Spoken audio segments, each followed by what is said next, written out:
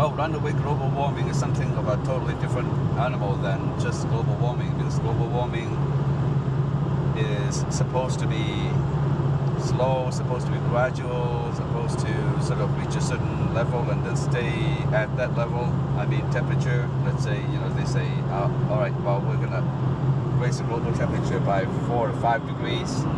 So we're going to, if we do this and do this, it will stabilize at 4 or 5 degrees higher than today, or 6 degrees, or as the case may be. Well, that is absolutely nonsensical, because at today's global temperature, which is less than 1 degree Celsius or 1.6 degrees Fahrenheit, and that is less than the 1880 temperature.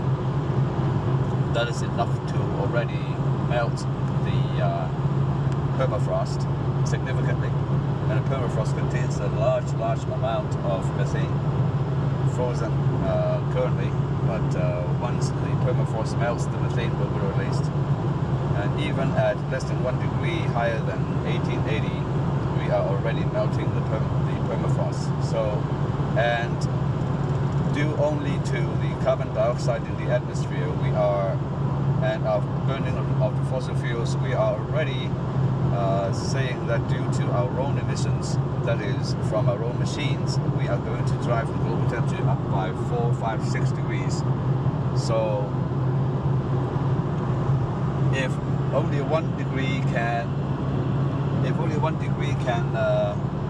melt permafrost degrees, or 5 degrees, or 6 degrees, absolute nonsense. There is just no way that it can stabilize at that level. So if that happens, the higher the temperature will melt, more permafrost, and the more permafrost we melt, the more methane will release into the atmosphere. It will raise the global temperature higher, and it will melt more permafrost, and eventually it will also melt the frozen methane in the form of methane clathrate in the continental shelves under the ocean. There's a huge amount of methane just sitting there waiting to be released, and we are just playing with fire right now, literally, because if the global temperature gets high enough, the entire world is going to catch fire, not just dry forests. So the methane is being released already, and the temperature will get higher, and it will release more methane, and it is a methane feedback loop. More methane, higher the temperature, more methane released, even higher temperature. So, what are we going to do to be able to stop that? Nothing, given our current technological development. Absolutely nothing. We can develop ethanol. Actually, is of course. Why is there some sound coming out from the camera? I don't think it's the camera. Stop it. It's called a positive methane feedback loop, and positive doesn't necessarily mean good. Positive just means that it is going to increase whatever amount we are measuring and whatever impact it would have. And one more thing is, this is not the only feedback loop. There are many feedback loops. One of them is the Arctic sea ice feedback loop, the albedo feedback loop, because the more ice that melts, the darker the Arctic is going to be. If the Arctic is completely frozen over, it would be white in color, very bright, and that would reflect off almost all of the sunlight back into space. Whereas when ice melts and dark water is exposed, then it will absorb the heat. So it is once again another feedback loop, meaning the higher the temperature, the more ice will melt. The more ice will melt, the more heat the water will absorb, and the world gets a little bit warmer.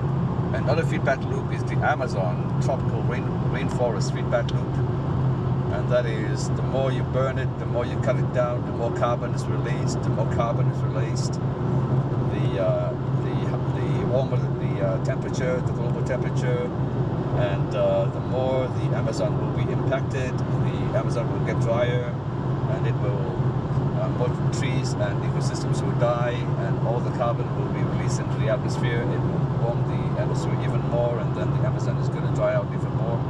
And when it gets dry enough, it will burn, and it will not be able to be easily controlled because it is very inaccessible. So all in all, we've got many feedback loops happening today in the world, but the most dangerous one, certainly by no ifs and buts, is the methane feedback loop.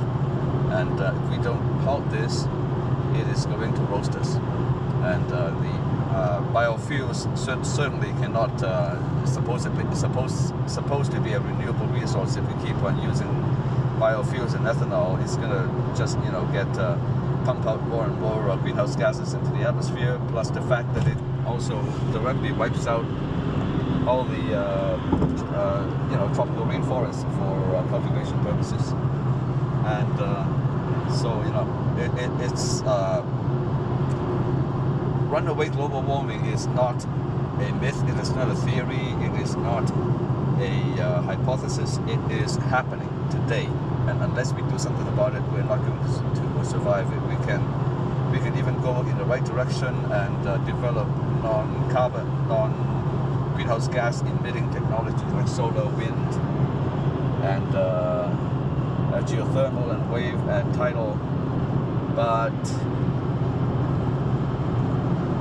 And even if we stop burning fossil fuels altogether and replace it with solar energy and wind energy and geothermal and wave and tidal, we still cannot slow down global warming, because, as I mentioned, there is a time lag, and during this time lag, we are really not paying attention. We are really not paying attention. We're not awake. And we won't be awake until these effects are felt, until the 3, 4, 5, 6 degrees have hit us, and then we will recognize that, oh yeah, okay, global warming is real. By then it'll be too late. So the runaway global warming, potentially, if we don't intervene, and the only way to intervene is a technology called CSS, or carbon sequestration and capture, or carbon capture and sequestration or storage, CSS or CCS.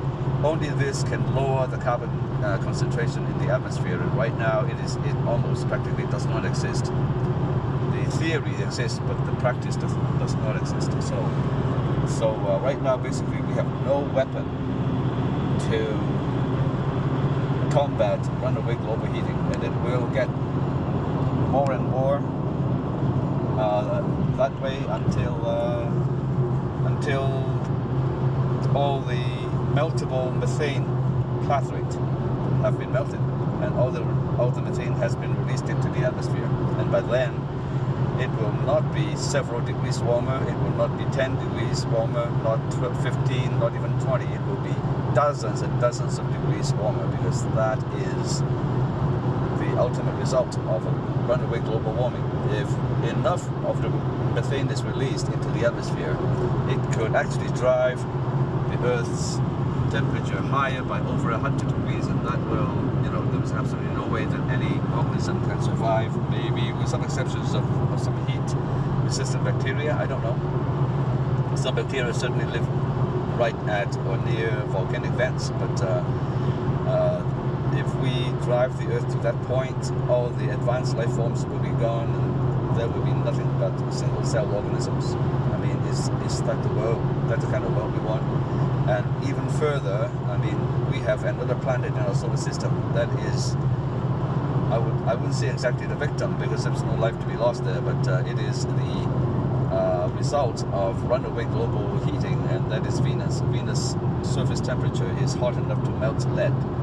Okay, and the Earth is capable of becoming a Venus if all the methane is released. So it would, and if that happens, it would be because of us. It would not be due to any natural causes.